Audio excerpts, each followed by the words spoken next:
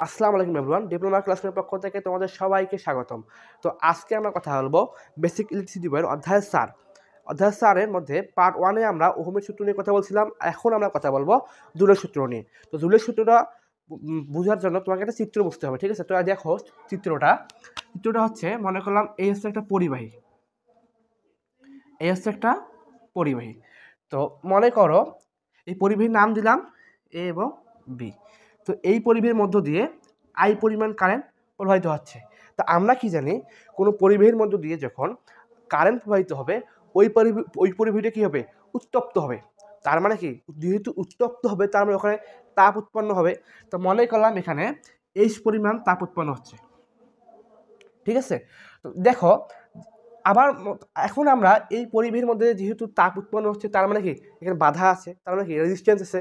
তাহলে মনে করলাম এখানে রেজিস্ট্যান্স হচ্ছে আর, ঠিক আছে? আর এখানকার সময়টা হচ্ছে টি, মনে করলাম। তাহলে এখন যে এই পরিবাহীর মধ্য দিয়ে কারেন্ট প্রবাহিত হচ্ছে, তাপ উৎপন্ন হচ্ছে, এখন প্রশ্ন হচ্ছে এখানে এই পরিবাহীর মধ্যে কতটুকু তাপ উৎপন্ন হচ্ছে বা তাপের পরিমাণটা কত, রাইট?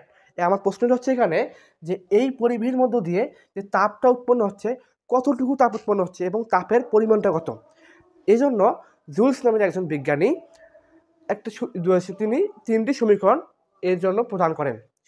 সমীকরণগুলো হচ্ছে, দেখো সমীকরণগুলো হচ্ছে, 1 নম্বর সমীকরণ হচ্ছে যে এই যে তাপের যে পরিমাণটা হবে ওই পরিবাহীর মধ্য দিয়ে প্রবাহিত কারেন্টের বর্গের সমানুপাতিক। 1 নম্বর সমীকরণ, অর্থাৎ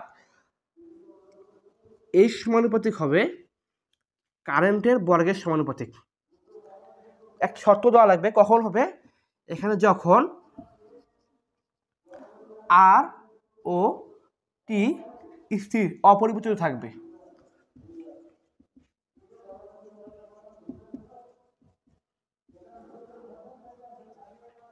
বুঝতে পারছো?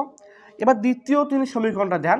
দ্বিতীয় সমীকরণটা হচ্ছে যে ওই পরিবাহীর মধ্যে যে তাপটা উৎপন্ন হবে ওই তাপটা হবে রেজিস্ট্যান্সের সমানুপাতিক, অর্থাৎ এস সমানুপাতিক আর।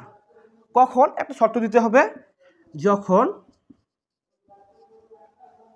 যখন আই ও টি অপরিবর্তিত থাকবে।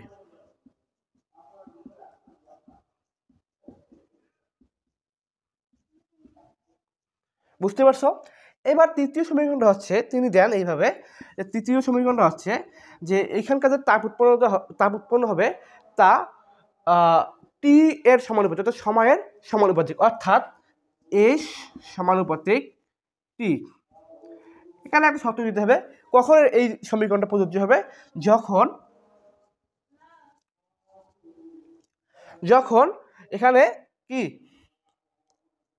আই অর্থাৎ কারেন্ট ও রেজিস্ট্যান্স অর্থাৎ আর কি অপরিবর্তিত থাকবে।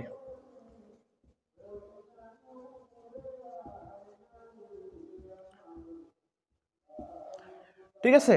তো মনে করো এই সমীকরণ আমার 3টা, তাহলে কয়টা সমীকরণ পেলাম? 3টে, 1টা 2টা 3টা। তো আমরা এখন এই 3টে সমীকরণ থেকে কাজ করব। তাহলে দেখো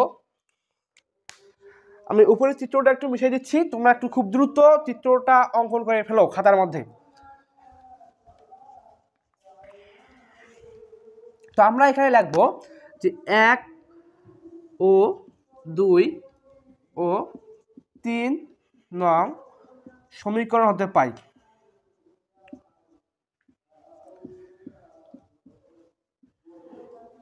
সমীকরণ হতে পাই এস সমানুপাতিক আই স্কয়ার, ঠিক আছে? এইটা আমরা লিখতে পারি। সো আমরা এখন কি করব? সমানুপাতিক চিহ্ন উঠে যাওয়ার জন্য আমাকে একটা ধ্রুবক ব্যবহার করতে হবে। এক্ষেত্রে আমরা একটা ধ্রুবক ব্যবহার করব 1 ডিভাইডেড জে। এই 1 ডিভাইডেড জে হচ্ছে একটা ধ্রুবক, যেটা সমানুপাতিক চিহ্ন উঠে যাওয়ার জন্য আমরা ব্যবহার করলাম। সো আমরা এখান থেকে এভাবে লিখতে পারি